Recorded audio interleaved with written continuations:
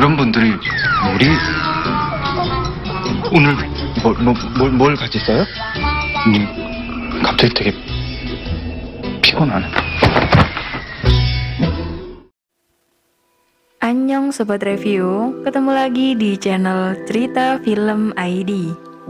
Sebelum kita lanjut, jangan lupa untuk like, komen, dan subscribe agar tidak ketinggalan video baru dari kami. Jangan lupa klik loncengnya.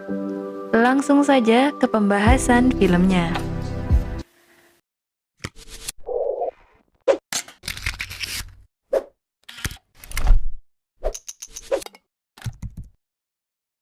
Kali ini Nuna bakal nyeritain alur cerita film Hello Ghost.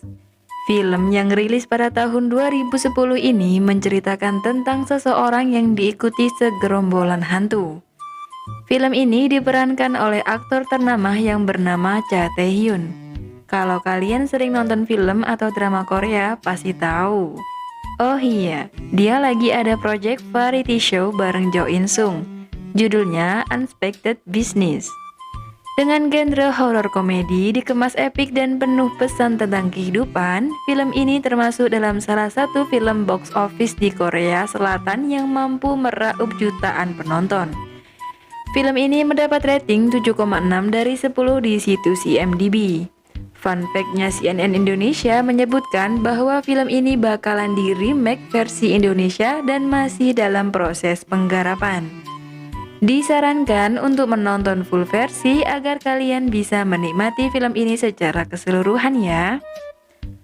Awal film dibuka dengan Shin Sang-man atau si tokoh utama sedang berusaha memasukkan pil-pil obat ke dalam mulutnya sambil menangis terseduh-seduh. Seketika, telepon di rumahnya berdering. Rupanya, sang pemilik kosan menelponnya dan membicarakan masalah kenaikan harga kos. Kesal dengan hal itu, sang man pun segera memasukkan kembali pil-pil obat ke dalam mulutnya dan berlari ke kamar mandi meminum air keran. Keluar dari kamar mandi, ia pun terhuyung lalu pingsan. Tepat saat itu, bapak kosan pun datang. Segera dia dibawa ke rumah sakit. Selanjutnya, percobaan menghilangkan nyawanya dilakukan hingga ia berakhir di rumah sakit lagi dalam keadaan tak sadarkan diri. Setelah sadar dari pingsannya, ia dikejutkan dengan bapak-bapak yang merokok duduk di sampingnya. Orang-orang sekitar memandangnya dengan tatapan aneh. Tiba-tiba, susar datang dan marah padanya karena di tangannya terdapat putung rokok. Ia terkejut menatap aneh pada tangannya dan memandang bapak yang di sampingnya yang tak lagi memegang putung rokok.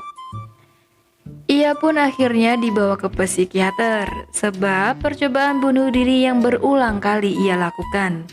Selama berkonsultasi, kejadian-kejadian aneh bermunculan di hadapannya.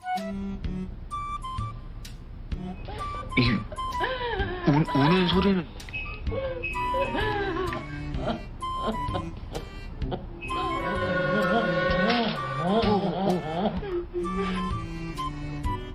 이 사람 왜 여기서 사람 여기 환자분 좀 안내해 주세요. 이 사람 왜 여기 Akhirnya membuat dia dipindahkan lagi di kamar sepi sendirian. Malam harinya, ia terbangun dan keluar dari kamar. Di meja informasi, ia melihat orang-orang yang tadi siang ia lihat ditambah dengan seorang kakek. Karena terkejut, ia berlari ke kamar dan menutup pintu. Naas, ia malah bertemu dengan ketiga orang tadi yang ia sadari bahwa mereka adalah hantu dan mereka pun mengintervensinya hingga ia pingsan di tempat.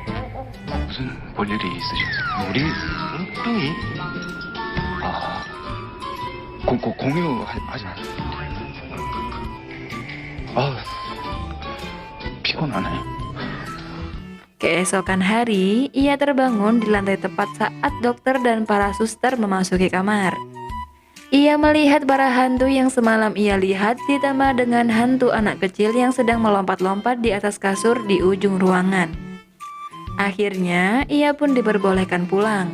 Di perjalanan pulang, semua hantu itu mengikutinya. Karena risih, ia pun datang ke dukun meminta saran atas apa yang menimpanya. Namun, si dukun menjawab bahwa ia tak bisa mengusir para hantu yang mengikutinya. Ia pun akhirnya pasrah. Ia memutuskan untuk pulang ke rumah bersama para hantu. Perasaan asing meliputi dirinya. Kebiasaan-kebiasaan para hantu semasa mereka hidup pun dilakukannya karena ia dirasuki. 어떤 사람이다. 술은 입에도 못 대며 뭐 하는 거예요? 단 걸 좋아. 도 없으며 외로워도 슬퍼. 나왔어. 내가 우스워? 야! Lelah dengan keadaan dirasuki tiap hari oleh para hantu, Sang Man memutuskan pergi ke dukun yang pernah ia temui sebelumnya dan mengeluhkan apa yang terjadi pada dirinya. Si dukun memberi saran padanya untuk menuruti keinginan para hantu. Sungguh membagongkan bagi Sang Man. Sang Man tercengang dan kesal mendengar saran si dukun. Ia bersikeras untuk mengabaikan keinginan para hantu. Sesampainya di rumah, Sang Man dengan perasaan campur aduk dan sedikit takut mengajak para hantu bernegosiasi agar mereka pergi dari hidupnya. Sang Man pasrah menawarkan akan mengabulkan apapun keinginan para hantu satu persatu. Awalnya, para hantu acuh pada Sang Man. Namun ketika Sang Man memberi penawaran yang menggiurkan, si hantu kakek-kakek mulai menatapnya dan mengajukan keinginannya untuk mencari kamera yang hilang dan mengembalikan kepada pemiliknya. Sang Man menerima keinginan si hantu kakek-kakek untuk mencari kameranya. Dimulai dari keluar masuk toko-toko yang menjual kamera, Sang Man menunjukkan tiap kamera yang dimaksud si hantu kakek. Namun selalu ditolak oleh si hantu kakek karena melihat bagian belakang kamera yang tidak sesuai dengan keinginannya. Karena lelah, Sang Man mengeluh pada si hantu kakek. Tanpa diduga, si hantu kakek mengatakan bahwa ia tahu di mana tempat kamera yang sedang mereka cari. Sang Man kesal pada si hantu kakek yang dari awal tidak mengatakan tempat di mana kameranya berada. Dan si hantu kakek membalas bahwa Sang Man lah yang tidak bertanya. Si hantu kakek mengancam jika Sang Man tidak mau membantunya, maka ia akan menghantui dan mencegah usaha Sang Man menghilangkan nyawanya. Sang Man pun terpaksa bersabar pada si hantu kakek dan tetap mencari kamera si hantu kakek. Sang Man pun dibawa si hantu kakek pada orang yang menyimpan kamera. Mereka mengikuti dimanapun orang yang membawa kamera itu berada. Hingga suatu malam, mereka mengikuti orang tersebut yang sedang menyergap buronan. Ternyata bapak itu polisi toh. Nuna baru tahu karena scene ini. Sang Man mengajak bicara polisi itu saat sedang bersembunyi. Membuat si buronan pun mengetahui jika ia sedang diintai, akhirnya kabur. Karena kesalahannya, Sang Man ditahan di kantor polisi. Si hantu kakek yang jahil dan berpikiran mesum merasuki Sang Man dan mulai melancarkan aksinya karena melihat mbak-mbak pegawai yang cantik.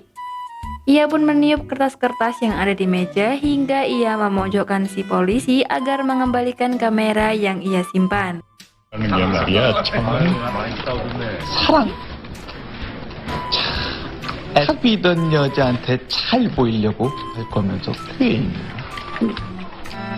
진짜 안 줄 거지? 뭐였더라?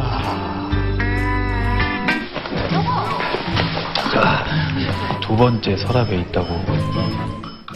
Kamera pun akhirnya ia dapatkan. Sang Man dibawa si hantu kakek ke rumah sakit tempat pemilik kamera sedang dirawat. Saat berbincang di kantin dengan pemilik kamera, Sang Man salvok pada suster cantik yang mengingatkan kakek pemilik kamera untuk tidak minum soju. Hingga si suster cantik pergi dari meja mereka, mata Sang Man tidak lepas memperhatikan si suster cantik itu. Si hantu kakek mengerti situasi yang terjadi pun segera merasuki Sang Man dan melancarkan aksi tebar pesona dengan gaya jadulnya pada suster cantik tersebut. Si suster cantik hanya ternganga heran melihat tingkah Sang Man.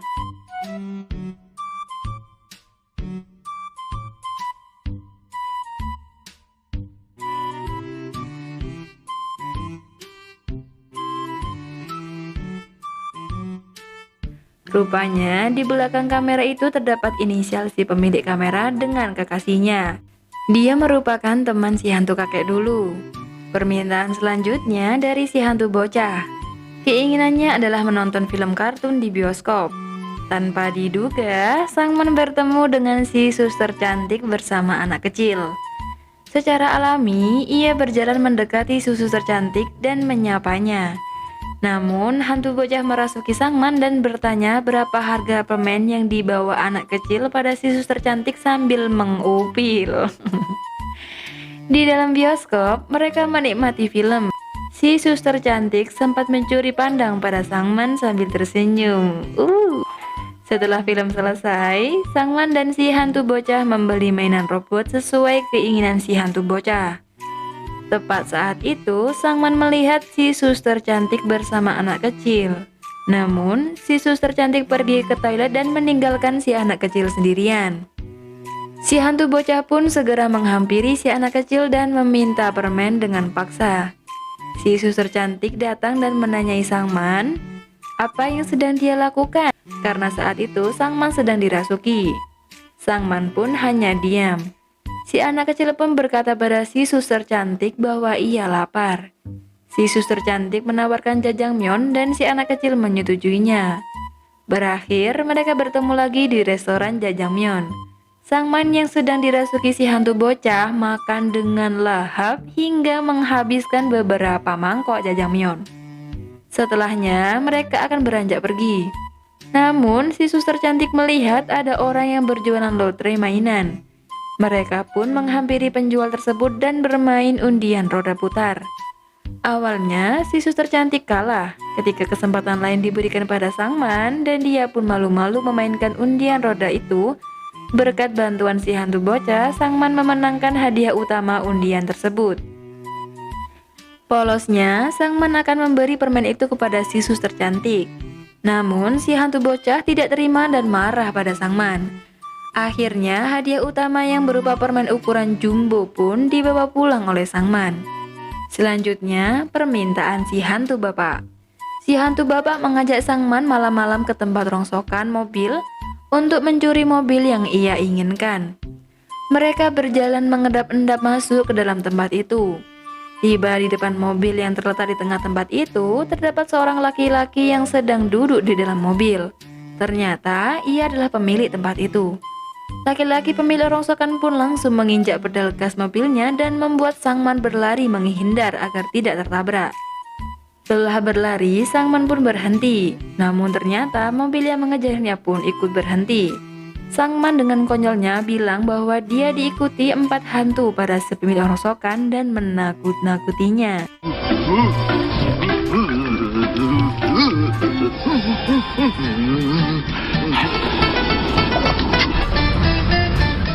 Cara tersebut ternyata tidak berhasil. Sangman pun menawarkan bantuan pada si pemilik rongsokan agar bisa menemui istrinya lagi dan memohon imbalan sebuah mobil.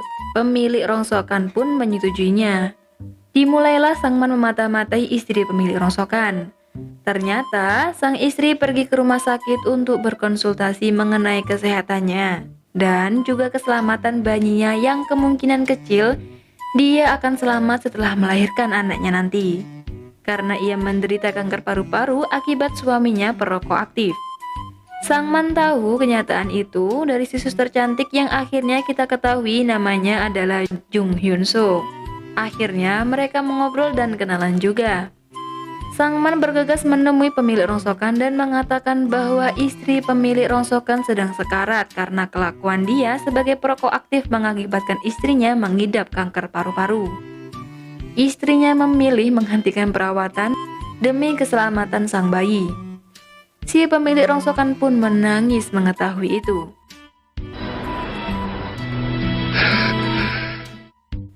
Sangman mendapat mobil yang dimaksud dan mengendarainya bersama si hantu bapak. Mereka pun pergi ke pantai, duduk berdua dan mengobrol. Si hantu bapak ingin berenang di saat air laut sedang dingin-dinginnya. 못한다니까! 아이고, 안 죽는다, 안 죽어! 어? 아이, 정말, 계속 움직여!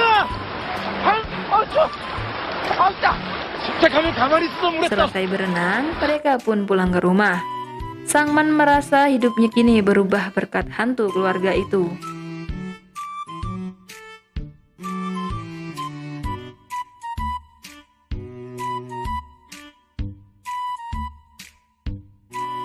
Keesokan harinya, Sang Man pergi belanja mengendarai mobil. Ia membeli sekerdus CD kartun. Perjalanan pulang, Sang Man melanggar aturan lalu lintas. Akhirnya ia berakhir di kantor polisi. Selama di kantor polisi, Sang Man melakukan hal yang menurut para polisi ini aneh. 영신 아니다. 그거 면허 있습니다. 웰컴 게스트. 굿바이, 사요나라. 그건 당신 생각이지. 왜 하지마. 뭐 하려고 또. 보호자 오고 있어요? 경찰서 올 일이. 얼른 불러. 그 직계 가족이나 뭐 올 사람이 아무도 없어? 날이야. 외롭거든. 막상 이런 날이 돼 보면 생각을 해. 알고 있었구나. 꼬라지인 게 맞구나. 나는 그냥 노력한 만큼 돈 벌고 애새끼 한둘 낳아서 힘들어 열심히 살았는데, 아니 뭐 태어날 때부터 세트로 태어난 사람 있나? 하나 사진들 보면 가족들이 어디 있을 거다 생각을 하면서. Di scene ini cukup menyentuh hati Nuna. Hingga malam tiba, Sang Man masih di kantor polisi. Ternyata Jung Hyun Soo datang sebagai penjaminnya. Mereka pun pulang. Sesampainya di parkiran, kesempatan ini digunakan Sang Man untuk memberikan CD kartun yang dibelinya pada Hyun Soo. Namun, Sang Man dengan polosnya memberi sekardus yang berat pada Hyun Soo. Si hantu babak memberinya saran, harusnya ia membawa kardus itu. Gemes banget sama scene selanjutnya ini loh.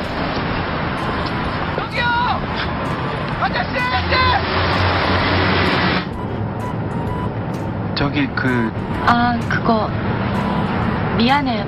심장 소리가 궁금하더라고요. 되게 건강하던데요. 공평하게.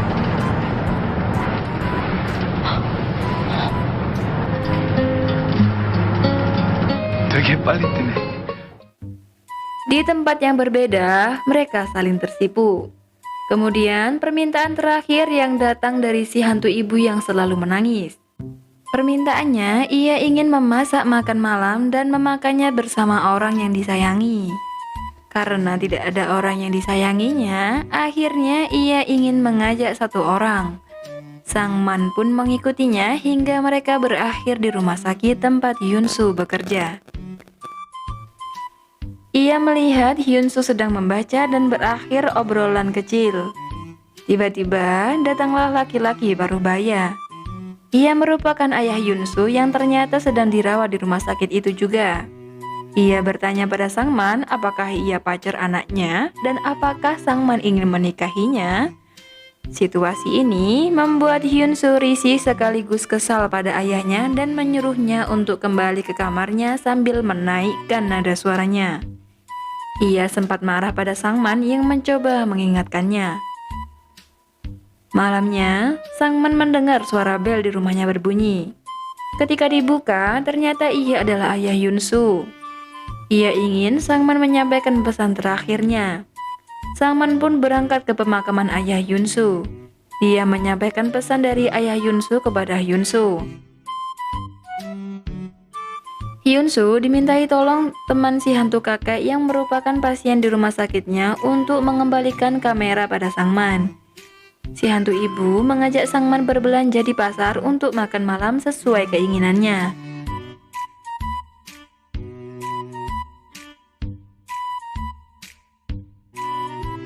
Saat memasak, Sang Man mendengar suara bel di rumahnya berbunyi. Pintu dibuka, ternyata Hyun Soo datang untuk mengembalikan kamera. Sang Man pun mengajaknya makan malam sekalian. Suasana hangat menyeruak di ruang makan. Mereka mengobrol. Hyun Soo menanyakan tentang pesan terakhir ayahnya yang menurutnya tidak masuk akal. Sang Man berkata jika ada barang yang ditinggalkan ayahnya berada di tempat mereka biasanya bertemu.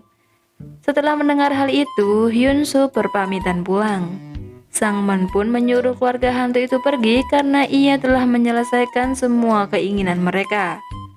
Setelah mereka pergi, Sang Man tetap pada tujuannya yaitu berusaha bunuh diri atau menghilangkan nyawanya. Namun saat melakukan itu, sang man teringat Hyun-soo. Di sisi lain, Hyun-soo mendatangi tempat yang biasanya ia menemukan ayahnya bermain bersama temannya. Dan benar saja, Hyun-soo menemukan barang yang dikatakan sang man. Ia pun menangis sejadi-jadinya.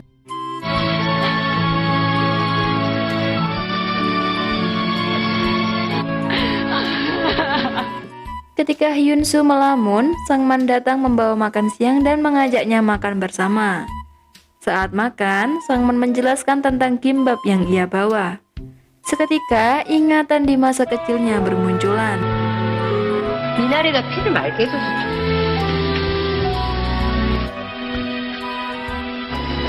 우리 상만이는 얼마나 커야?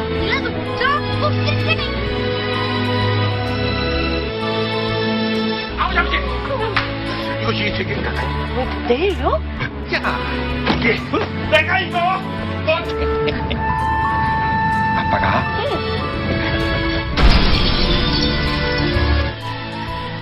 Ternyata hantu keluarga di rumahnya adalah ayah, ibu, kakak, dan kakeknya dulu.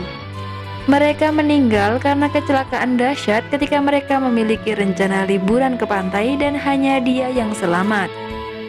Penyebab sang man kehilangan ingatan adalah keadaan trauma psikologis, yaitu amnesia disosiatif. Sederhananya, amnesia disosiatif adalah penyakit mental yang melibatkan kerusakan pada ingatan, kesadaran, identitas, sampai persepsi. Jenis amnesia ini memblokir informasi tertentu dari kejadian traumatis tersebut. Akhirnya, orang yang mengalaminya akan merasa blank dan sulit menemukan apa yang ingin ia ingat. Ia langsung berlari ke rumah dengan derayan air mata. Di sini, Nuna ikutan mewek sejadi-jadinya. Ia mendapati bahwa rumahnya kosong. Ia berusaha berteriak dengan harapan permintaannya dapat membuat hantu keluarga itu untuk muncul kembali.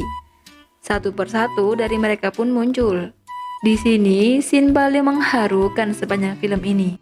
한 거. 가지고 놀아. 여자한테 돈? 어? 우리 아들? 운전은 배우고 늘 옆에서 미안해.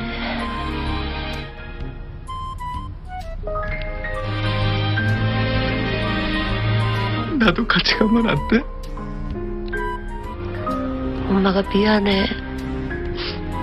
우리 상만이 혼자 두고 먼저 와서 랑 할아버지랑 아빠랑 현호랑 같이 있을 거야. 나는 우리 아들을 못난 엄마 알아봐줬어.